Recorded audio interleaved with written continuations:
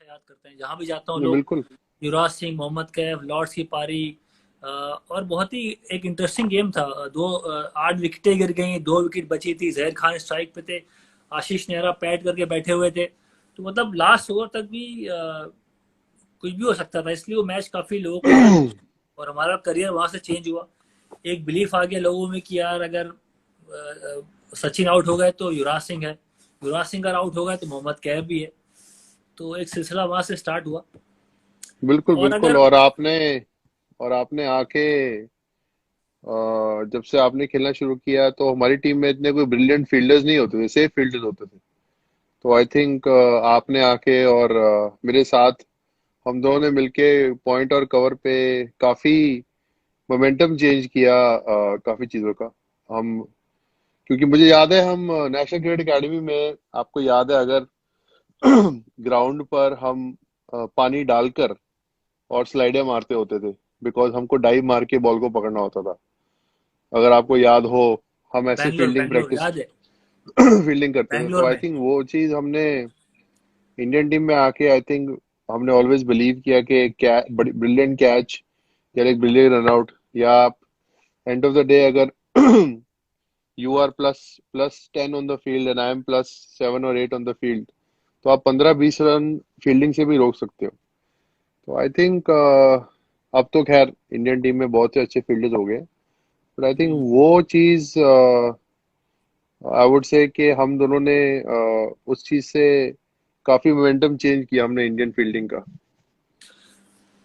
पर मेरा फील्डिंग का ये था यूं ही कि थोड़ा एक अगर अपनी जगह बनानी है थोड़ा सा तो आपको कुछ डिफरेंट करना पड़ता है लाइफ में। तो बिल्कुल। बैट्समैन तो बहुत शानदार थे इंडियन टीम में, बहुत गेंदबाज भी थे।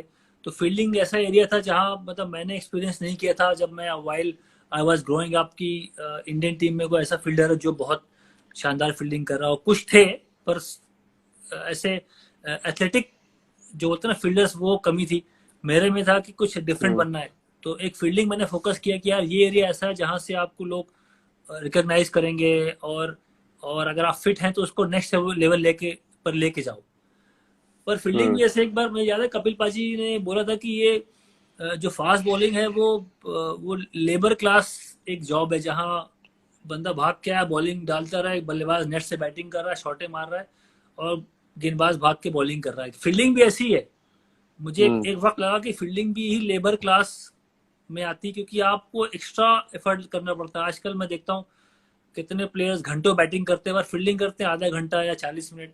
तो अ, तो कपिल पाजी की मुझे याद बात ध्यान से याद है। पर आपको, जैसे मैं आपसे पूछिए सवाल कि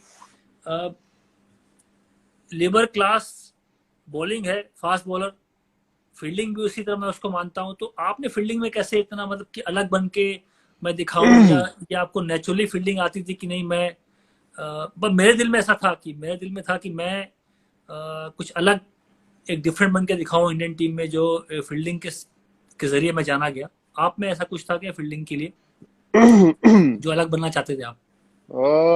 मेरे में एट यंग एज एथलेटिसिज्म काफी था। लाइक मैं रिएक्ट जल्दी करता था, क्विक था अपने स्टार्ट्स में। लेकिन फील्डिंग का इतना आइडिया नहीं था, बिकॉज फील्डिंग का आइडिया कम होता है, कैसे रिएक्ट करना, कैसे पकड़ना कैच, या पीछे आगे भागना। तो मैं अपना फर्स्ट रणजी ट्रॉफी का जब मैच खेला था, आई थिंक मैं 15 या 16 साल का था, और मेरे से एक मिसफील्ड हो गई। मेरी थोड़ी बैक इंजरी चल रही थी और मेरे से एक मिसफील्ड हो गई, और नेक्स्ट डे आर्टिकल आ गया, मेरे बारे में बोला गया gateway of India Yuvraj Singh. तो वो कहीं वो मेरे फादर ने पढ़ लिया। और मेरे युवराज फादर सिंह ने पूरा पढ़ लिया। पेपर पढ़ते हैं, युवराज सिंह नहीं पूरा नहीं, मैंने न्यूज़पेपर नहीं पढ़ा, पढ़ते हैं। मेरे फादर ने पढ़ लिया। वो उस टाइम तो पेपर ही अच्छा। होता था।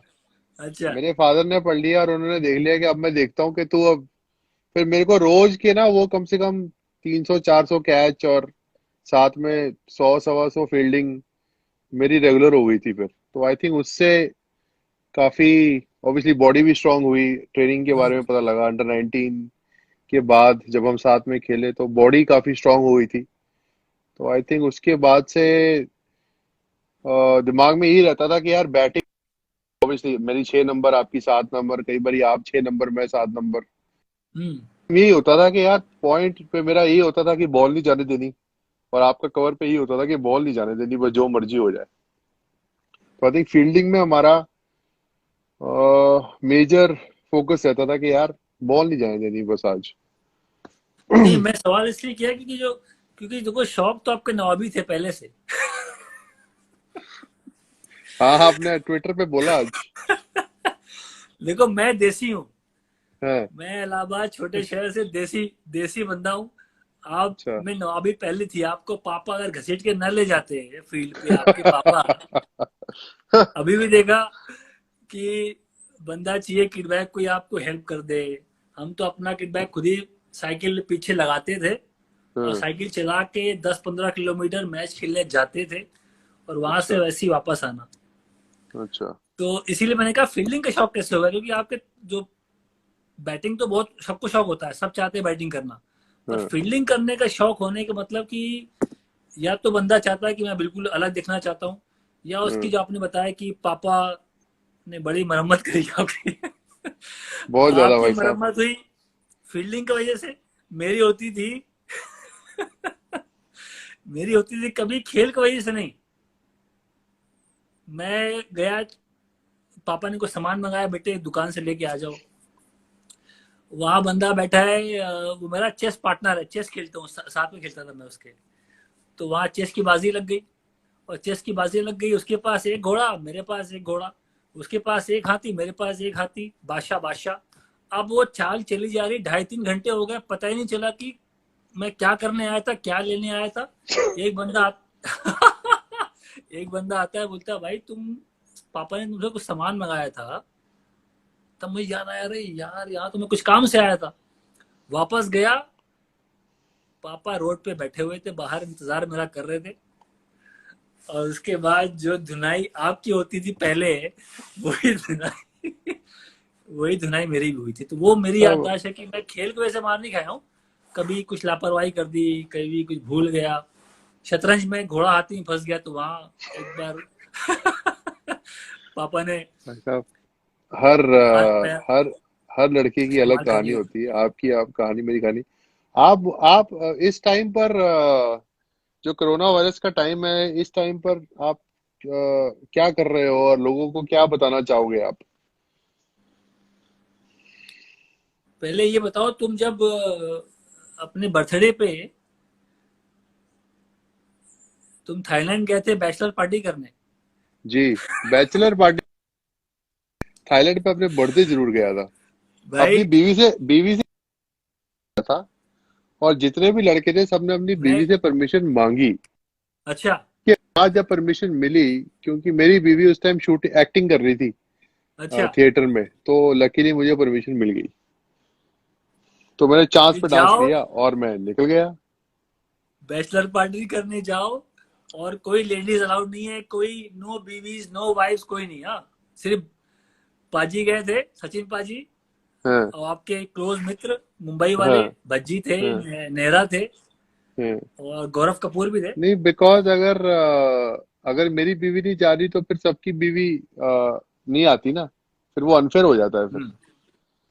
और और जब हस्बैंड अपनी बीवी के साथ 8-8 9-9 महीने बंद रहते हैं, तो एक आधी छुट्टी फिर मतलब मेरे को लगता है कि आपको भी छुट्टी पे आना था। आपको थोड़ी जेलसी फील हो रही है। अच्छा, अब समझ में आया मुझे ये कोई मैं उस सवाल वक्त कहाँ से आ भाई, रहा हाँ गुस्सा आया मुझे, मैं उस वक्त मुंबई में था, है। मैं काम कर रहा तो आप था। बोल मैंने देते, कहा आपको यार, भी ले जाते थाईलैंड में, कोई वो अपना वीजा ऑन अराइवल है, ले जाते आपको साथ में। तुम्हें पता ही था ना कि मैं उस वक्त उसी दिन लैंड किया था मुंबई, तुम्हें था कि मैं दिल्ली में हूँ। हाँ। पर एक एक वक्त तो लगा कि यार हाँ, मुझे भी थोड़ा सा निकलना चाहिए बाहर, युवराज जी के साथ थोड़ी पार्टी हो, बैचलर पार्टी करे थोड़ा। मन तो हमेशा अब करता है, आप तो पर ठीक है। शादी के बाद तो कहाँ पार्टी होती है। हम्म। तो शादी के पहले आप सीरियस बहुत थे क्रिकेट को लेके, तो मैंने आपको पर डिस्टर्ब नहीं किया। आपको रात हाँ, को एक बारी 4 बजे उठाया भी था मैंने, आप वेस्ट इंडीज में, और आपने मुझे मना कर दिया, अगर आपको याद हो। कि मैं नहीं जाऊंगा पार्टी करने। नहीं, कोई और रीजन था, छोड़िए, अब लोगों के सामने हम वो बात नहीं कर सकते। तो लेकिन संजय, तुम 2006 पहुंच गया सीधा। 2006 वो टूर याद मत दिला, वो टूर मेरा लाइफ का आखिरी टूर था।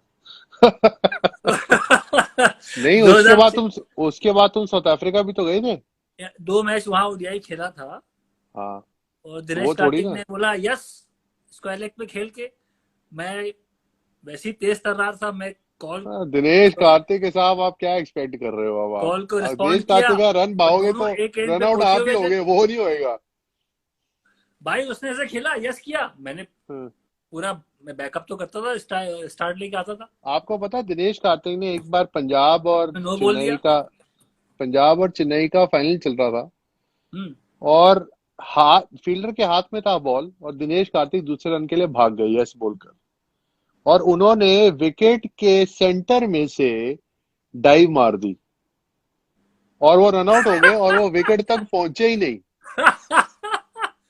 डाइव का तो शौक था दिनेश उसको भी। कार्तिक के साथ, एनीवेज अब तो वक्त गुजर गया है, बट आपको काफी कारनामे खेल में, नेक्स्ट में नहीं, भी। 2006 वो लास्ट था मेरा, वो मेरा वहाँ मेरी पहली सेंचुरी आई थी टेस्ट मैच की, और ओडीआई भी मेरे कुछ 50 बनाए थे मेरे। उसके बाद मैं साउथ अफ्रीका गया, तो चलो एनीवे, वो तो थोड़ा माहौल भी उस टाइम ऐसा था ना, थोड़ा मॉल था, थोड़ा चैपल साहब आ गए थे, ग्रेग चैपल, थोड़ा उन्होंने तो अच्छी थोड़ा कोचिंग कर दी माहौल सबके साथ। ठीक, माहौल was not good at that time.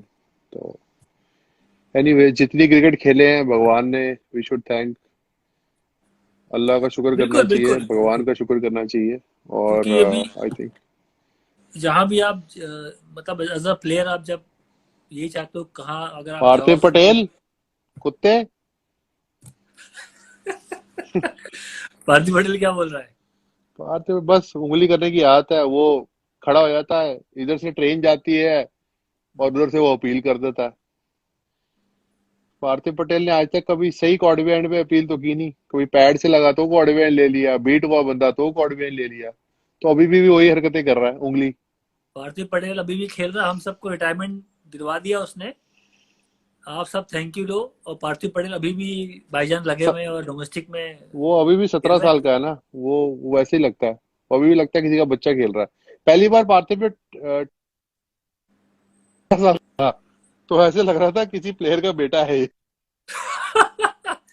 Keeping gloves लेके आया है कैचे पकड़ने। भाई साहब, पार्थिव पटेल, आपकी फेवरेट फेवरेट मेमोरी क्या है प्लेइंग क्रिकेट? नहीं मेरी देखिए, जो जो प्लेयर्स के साथ मैं खेला, वो आप भी, हम्म। आपने, मैंने कहीं आपका इंटरव्यू देखा था, आपने भी बात की थी कि जो हम हमारे ज़माने के जो प्लेयर्स थे, जो हमारे सीनियर्स थे, चाहे वो हम्म। जवाहर श्रीनाथ जी हो गए, मेरे ख्याल से हम्म। उनको भी वो मेरे लिए बहुत एक बड़े प्लेयर थे। उसके बाद सचिन थे हमारे साथ, गांगुली थे, कुंबले, राहुल द्रविड़, उनसे हमने बहुत सीखा। राहुल द्रविड़ भी काफ़ी एक रोल मॉडल थे हमारे, सचिन तो थे ही। तो मेरे लिए उनके साथ खेलना, और क्रिकेट को ऑफकोर्स वो ऊपर रखते थे, पर कैसे अपने आप को अच्छा इंसान बनाना, बेहतर इंसान बनाना, मैंने हमेशा बिल्कुल। उन सबको वॉच किया। कोई भी फैन आ गया, बेचारे थके हुए आ रहे हैं ट्रेनिंग करने के बाद भी, किसी ने पूछा सर एक फोटो ले लें, एक ऑटोग्राफ दे दीजिए, उन लोगों ने कभी मना नहीं किया सीनियर प्लेयर्स ने। तो मेरा था कि यार ये इतने बड़े प्लेयर हैं, और लोग उनको भगवान की तरह ट्रीट ट्रीट करते हैं भारत में, और हमारे भी रोल मॉडल है, हमने इनको देखा है टीवी पे। पर जो उनका बिहेवियर है वो मुझे बहुत, मतलब इंसानियत सीखने को हम्म। मिली है ऐसे प्लेयर के साथ खेलने खेलने में। कुंबले हो गए, और भी जितने प्लेयर्स थे, मैंने तो मेहनत मेहनत करना सीखी इनके साथ, पर उससे ज्यादा मैंने देखा कि कितने बेहतर, कितने बढ़िया इंसान हैं, कमिटेड प्लेयर्स हैं, पूरी ट्रेनिंग में एफर्ट लगाते हैं, जिम करते हैं, बिल्कुल डिसिप्लिन लाइफ है। तो हमने भी वही हम्म। कोशिश करी सीखने की। आप और जो अपना बताएं आप। हाँ, और जो नए लड़कों का बिहेवियर है, उसके बारे में क्या कहेंगे आप? वो देखो, मैं तो 2006 में रिटायरमेंट ले ली थी मैंने। उसके बाद मैंने विराट कोहली के साथ आरसीबी में 2 साल बिताए थे, 2011-12 में मैं था आईपीएल में। तो विराट कोहली को थोड़ा देखा मैंने ट्रेनिंग करते हुए साथ में, उनको मैंने तो वो मुझे उनका जो वहाँ से जो सफर था क्रिकेट का, और अब जहाँ वो खड़े हैं, मेरे ख्याल से वो बहुत बड़े प्लेयर हैं। क्योंकि उनको अगर आप सचिन से कंपेयर कर रहे हैं तो उसका मतलब उस बंदे में बहुत क्लास है। मैं उनको नहीं, उनकी तारीफ करता क्लास हूँ। तो नो डाउट है, वर्ल्ड और क्लास और बैट्समैन है, बट मैं यंग लड़कों की बात कर रहा हूँ। मैं विराट आ रहा कोहली हूँ, तो मैं वहां 31 आ रहा साल हूँ का हो गया है। भाई। मैं मैं वहां आ रहा हूँ। मैं देखिए पहले मैं अच्छाई से स्टार्ट करूंगा। अच्छा, फिर मतलब थोड़ी सी जैसे आप टीवी में बोलते हैं वैसे। हाँ, पहले पहले विराट कोहली की बात कर लूं, क्योंकि मेरे नजर में सचिन से बड़ा प्लेयर ना कोई था और ना होगा, ऐसा मेरा मानना था। हम्म। पर अब विराट देखिए अभी अभी 8-9 साल अभी और खेलेंगे। अभी सचिन के अभी उन्होंने आधा ही करियर अभी तय किया है। पर जो उनको लोग कंपेयर करते हैं सचिन से, तो मेरे ख्याल से विराट कोहली को बहुत श्रेय जाता है। जो उनकी मेहनत थी खुद की, जो उनकी फाइटिंग स्पिरिट थी, लोगों को वो हमेशा रोल मॉडल की तरह खेले और मैच विनर रहे, तो वो एक बड़े प्लेयर हैं। बाकी साथ में देखिए आप जो उसके अलावा बहुत सारे प्लेयर खराब भी हुए, ऐसी बात नहीं है। बहुत से नए प्लेयर आते हैं, वो डिस्ट्रैक्ट होते हैं, वो उनके पास बढ़िया फोन आ जाते हैं, उनके पास बढ़िया मैनेजर वो हायर कर लेते हैं।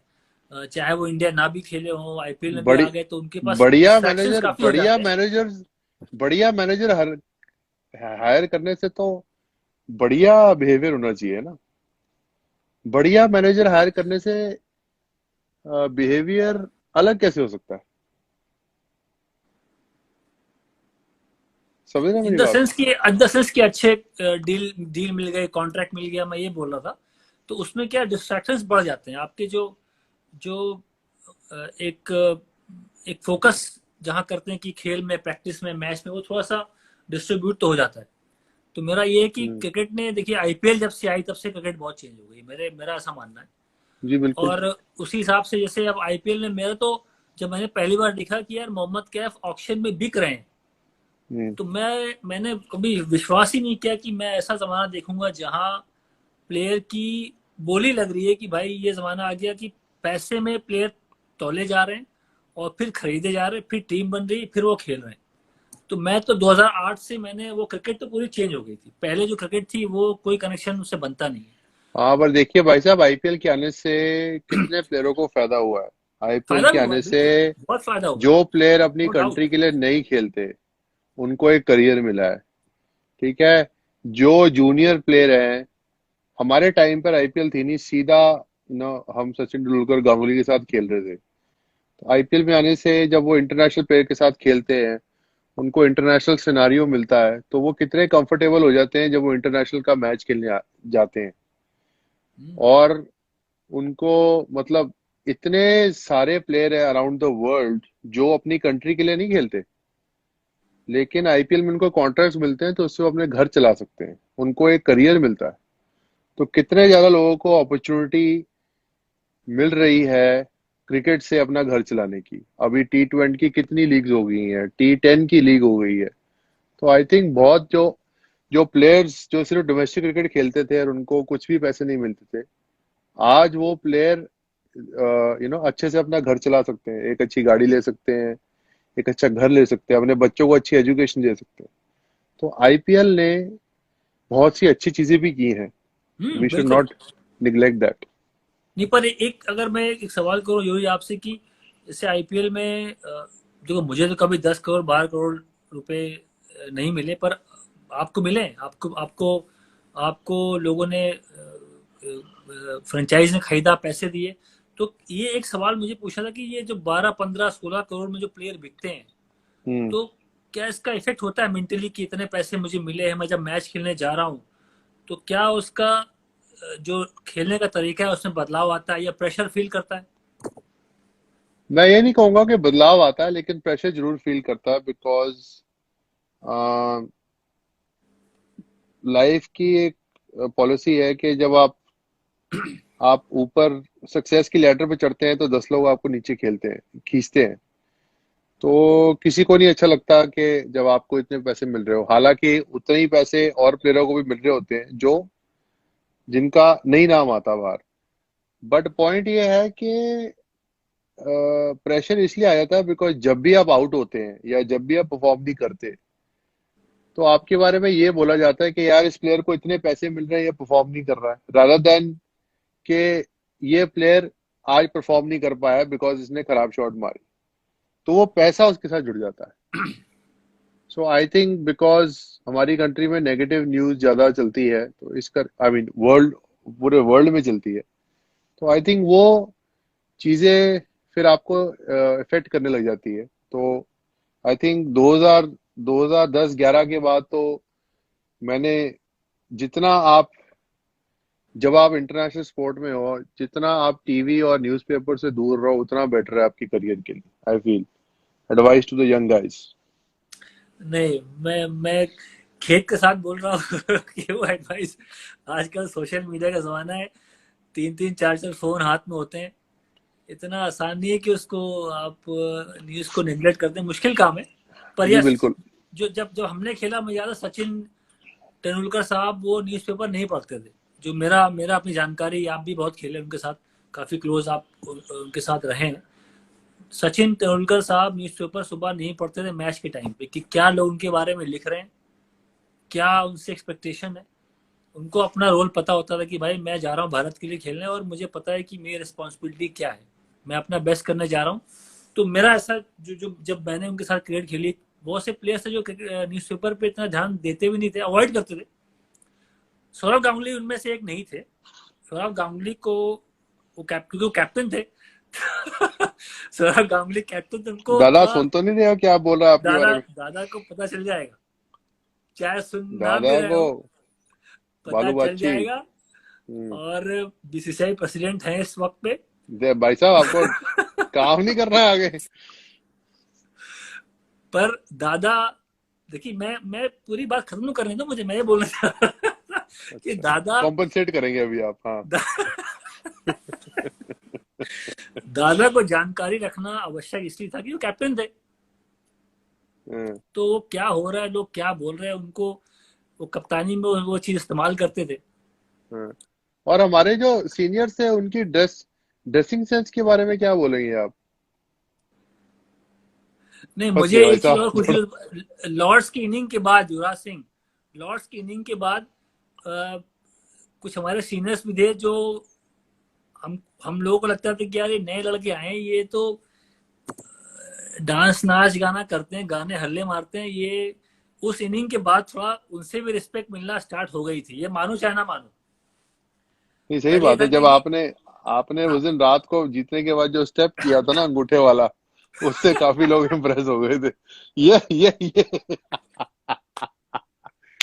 भाई साहब आपका पेटेंट स्टेप है ये, बेहतरीन। नहीं, मैंने देखा थोड़ा बदलाव आते हैं अगर आप हम्म, मैच जिता के लाते हैं, तो बिल्कुल फिर बिल्कुल। सीनियर प्लेयर्स को भी लगता है कि ये ये जो नए घोड़े हैं वो काम आने वाले हैं लंबे लंबे समय के लिए। बिल्कुल। ये अच्छा मैं अभी। एक सवाल, आप एक बात और हाँ आपसे बोलो। पूछूंगा। हम्म। पता नहीं आपको याद है कि नहीं, अ, दिल्ली से चली ट्रेन गोवा के लिए, अंडर 16 जोनल टूर्नामेंट था। मैं सेंट्रल जोन से आया था, आप नॉर्थ जोन से आए थे, उसमें सोडी भी था। हाँ आपका खास खास मेरा मेरा जिगरी टीममेट। मेरा जिगरी सोडी भाई, आई लव यू। हम्म, हम्म। तो वो ट्रेन दिल्ली से चली, गोवा पहुंची 48 घंटे के बाद। तुमको एक बिस्तर मिल गया था ऊपर, वो स्लीपर बर्थ थी। तुमने वहां जो अपनी एक, तुम वहां लेट गए थे, और भाईजान मुझे याद है कि हमें पूछा यूं ही कहा, सब लोग बोले यूं पाजी ऊपर है, वो ऊपर है। तुम उस टाइम उतरे पे नहीं। यूवी पाजी कोई नहीं बोलता था यार, उस टाइम तो अंडर 16 खेल पाजी, रहे पाजी पंजाबी थे। लोग बोलते हैं, पाजी पाजी अच्छा। पंजाबी हाँ भाई बोलते हैं। यूवी उधर है। यूं ही उधर है, यूं ही उतरा नहीं। हाँ। इसलिए तुमको मैं नवाब बोला आज कि तुमने, तुम्हारा दोस्त बाहर गया, स्टेशन पे गाड़ी रुकी, वो समोसा लाया, वो चाय लाया, सर्व हुआ ऊपर, युवराज सिंह बढ़िया खा रहे हैं, उतरे नहीं तुम 48 घंटे तक। भाई साहब पहली बात तुम्हें याद तो, नहीं होगा। ऑर्डिनरी सीटर में अगर आपको सीट मिल जाए पहले तो वो छोड़नी नहीं चाहिए, ताकि कोई और ले जाएगा। हाँ, दूसरी बात, उसे भेजा मैंने, उसका समोसा और उसकी चाट की प्लेट और उसकी चाय वो मैंने अपने पैसों से स्पॉन्सर हाँ। की थी, वो तभी लेने गया, वरना भाई नो चांस। आपने वैसे जब आप कैप्टन थे आपने रतिंदर सोढी को बहुत बारी बॉलिंग नहीं कराई कई मैचों में, तो आपसे भाई बहुत ये बारी अपसेट हो जाते थे। भाई ये कंप्लेन तो तुमने भी करी थी। नहीं मुझे तो वो कराता नहीं था बॉलिंग, बट आपने उसे बॉलिंग नहीं कराई, ये आपने सही नहीं नहीं, किया। तुमने भी मुझे कहा था उस 2000 जब वर्ल्ड कप जीते श्रीलंका में। हम्म। पर बाय द वे वो पारी आपकी अगेंस्ट ऑस्ट्रेलिया, हम्म। दुनिया कोई भी बात बोले, लॉर्ड्स की पारी और भी आपने शतक बनाए, 6 छक्के भी मारे, पर वो जो पारी थी अंडर 19 लेवल पे, मैं अभी आपको आज बोला, मैंने पहले कभी आपको इतनी तारीफ सामने करी नहीं है, पर मैं आज तारीफ करता हूँ आपकी। ऑस्ट्रेलिया की टीम में Michael Clarke, Mitchell Johnson, Shane Watson, सारे धुरंधर, और आपने, हम लोग शायद 40-50 पे 4 हो गए थे, आपने वो पारी खेली। और पहली बार देखा कि मैंने कोई प्लेयर जाके डोमिनेट कर रहा है। जहां होता है कि मैं होता तो मैं शायद टाइम लेता, पार्टनरशिप बिल्ड करता, बॉल छोड़ता, आपने जाते ही शॉट लगाई। वो जो फ्री फ्लोइंग आपकी बैकलिफ्ट है, वो आपको उस वक्त लगा कि यार इसके पास बहुत पावर है, हाई बैकलिफ्ट के साथ शॉट लगा रहा है।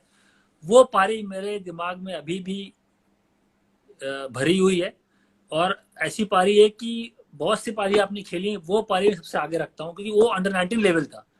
वहां आप ऐसे पारी, मैं तो यूज टू नहीं था कि यार कोई जाके डोमिनेट करे, कोई 140-50 की स्पीड से बॉल डाल रहा है और आप उसको पुल मार के छक्का स्क्वायर के ऊपर से मार रहे हैं। तो वो पहले मैं आपको तारीफ करूंगा वो पारी की। और आपके वजह से, आप जैसे प्लेयर थे जो हम अंडर 19 वर्ल्ड कप जीते, लोग मुझे बहुत क्रेडिट देते हैं। कप्तान मोहम्मद कैफ था पहला कप्तान अंडर 19 वर्ल्ड कप का, बाद में विराट कोहली भी बने, और भी पृथ्वी शॉ आए, बहुत से कप्तान थे। पर कप्तान का रोल ज्यादा नहीं होता। मेरा मानना है कि कप्तान के पास अगर मैच विनर्स जैसे प्लेयर नहीं है, तो कप्तान का कोई फायदा नहीं है। मैं लकी था कि आप जैसे प्लेयर मेरी टीम में थे। आप ट्रेन गोवा पहुंच चुकी है, आप बताओ। शुक्रिया आपके अच्छे वर्ड्स के लिए। नहीं नहीं, वो अनबिलीवेबल पारी थी यूही। वो फ्लैम लेकिन बॉयज दिख रहा था कि ये प्लेयर बहुत लंबे रेस का घोड़ा है। मैंने बाहर हाँ, ये। लेकिन हम लोग 40 कुछ जल्दी 4-5 आउट नहीं हुए थे हम लोग। अच्छा। हम वर्ल्ड का सेमीफाइनल था और हमारा 45 ओवर्स के बाद स्कोर था 220 फॉर 2। हम्म। और तुमने मुझे ऊपर भेजा था बैटिंग करने, और हम्म। वो बेवकूफ रवनीत रिकी, उसने 148 बॉलों, तभी हमारा स्कोर 45 ओवर में 220। वो तो हम्म। लकीली लास्ट 5 ओवरों में मेरे 20 बॉल में 50 मेरे से लग गए, हाँ तो हाँ हमारा हाँ हाँ स्कोर हाँ। 282 हो गया। वरना रवनीत रिक्की ने तो बिस्तर बिछा दिया था अपना वहां पर। आज आज तक वो मुझसे गाली खाता है इस बात पे, कोई बात नहीं। लेकिन सोडी को आपने बॉलिंग नहीं कराई ना, वो आपने काम सही नहीं किया। यार एक फाइनल मैच में यूही एक गेंदबाज का जो एनालिसिस थी, वो 10 ओवर 31 रन 1 विकेट, कौन था वो? फाइनल कौन सा? Under 19 final against Sri Lanka. 10 over. 10 over 31 run 1 wicket. ये तो जिंदे सोडी के एनालिसिस लग रहे।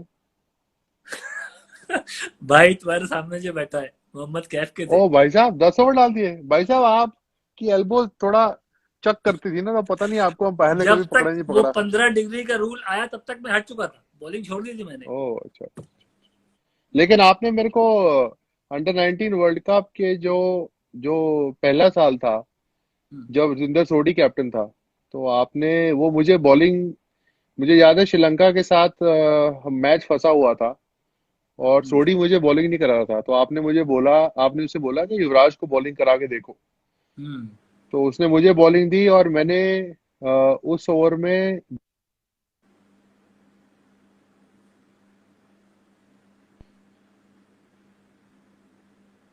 की खुशी में, जो थर्ड मैच था उसमें मुझे बॉलिंग नहीं मिली। क्या कहना चाहेंगे इसके बारे में? जिस बंदे ने 2 बॉल पे 2 आउट कर दिया और मैच चेंज कर दिया हो, उसे अगले मैच में बॉलिंग मिलनी चाहिए या नहीं मिलनी चाहिए? अगले मैच में बॉलिंग मिलनी चाहिए मेरे ख्याल से, 7-8 ओवर मिलनी चाहिए, क्योंकि जिस तरह से बॉलिंग करी, बॉलिंग में तुम्हारे पास काबिलियत थी। जब तुम्हारा जो सिलिंगी ऐसे साइड से बॉल करने का तरीका था, और एक्शन इतना, बॉल पूरा तुमने एक्शन घुमा लिया, और बॉल अभी भी हवा में है, तो बल्लेबाज क्या पेस से बीट होता था। बहुत बार तुमने आउट किया है लोगों को। और भाई साहब एक बार चैलेंजर ट्रॉफी थी, उसमें मोहम्मद कैफ ने भी आपको आउट किया है। हाँ, आपने भी भाई साहब कर दिया होगा आउट हमें, क्योंकि आपकी बॉल भी कुछ ऐसी ही आती थी स्लो। आम पहले और बॉल बाद में। हाँ, चलो। बिल्कुल और युवराज ये सिंह। मैं लास्ट लास्ट क्वेश्चन आपसे पूछना चाहता हूँ जाने से हाँ। पहले हम्म। कि कोरोना वायरस के टाइम में आपका लोगों को क्या मैसेज है? मैं अगर अपना रूटीन बताऊं यूं ही, तो तुम शायद बिलीव नहीं करोगे कि जब से ये वायरस इंडिया में आया, आपको याद होगा हम एक महीने पहले मुंबई में थे और हम साथ में मैचेस खेल रहे थे रोड सेफ्टी का। तभी वहां से एक केस महाराष्ट्र में आया था कि कोरोना वायरस का एक केस पॉजिटिव पाया गया है, और वो टूर्नामेंट पोस्टपोन कर दिया गया। उसके बाद से मैं दिल्ली आया हूँ, मैं घर से युवराज सिंह बाहर नहीं निकला हूँ। हम्म। मैं अगर मैक्स टू मैक्स तो नीचे गया, थोड़ा सा मैं सामान जो रोजमर्रा का सामान जो होता है वो अगर पिक कर लिया, स्टोर से बंदा डिलीवर करता है, नीचे छोड़ता है, फोन आता है कि सामान नीचे नीचे डाल दिया है, बस। और सारे टाइम फैमिली के साथ, सारे काम, सारे काम मतलब मेरी बीवी ये देख रही होगी तो मुझे बताएगी सारे काम नहीं। हाँ, मतलब मैंने हाथ हाथ बटा रहा हूँ, जो भी मुझसे हो पा रहा है, चाहे वो झाड़ू पोछा हो, चाहे वो बच्चों के साथ बिजी रहना हो, चाहे बेटी को बिजी रखना हो, बेटे को साथ थोड़ा टाइम स्पेंड करना हो। और मुझे टाइम पता नहीं चला भाई, कब सुबह होती कब शाम होती पता नहीं चल रहा मुझे। मतलब मैं, आपको लग रहा हो कि मैं बोर हो रहा हूँ, ऐसा कुछ नहीं है। मैं घर के बाहर जाना मिस बिल्कुल नहीं कर रहा हूँ। ये अच्छी बात है। आई थिंक हम्म। लोगों को भी इससे शिक्षा लेनी चाहिए कि अपना रूटीन बनाए इस टाइम पर, हम्म। बिकॉज बहुत सी फैमिलीज है, मैंने पहले भी बोला है कि हमारे पास तो चलो फॉर्चुनेटली एक दो फ्लोर है, हम्म।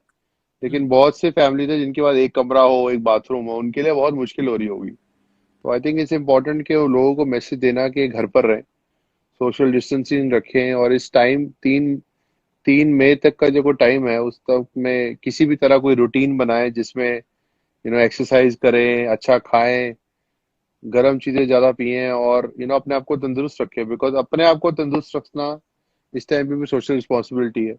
जैसे अपने पेरेंट्स जो एल्डरली लोग हैं और 5 साल से कम उम्र के जो लोग हैं, बच्चे हैं, उनसे दूर रहना, या किसी तरीके उनका ख्याल रखना। तो आई थिंक इट्स इम्पोर्टेंट कि 3 तारीख तक जितने भी लोग ये हमारा वीडियो देख रहे हैं, जितने भी हमारे फैंस आए हैं, ये मैसेज एक दूसरे में बांटे, और जितना अपनी तरफ से हो सके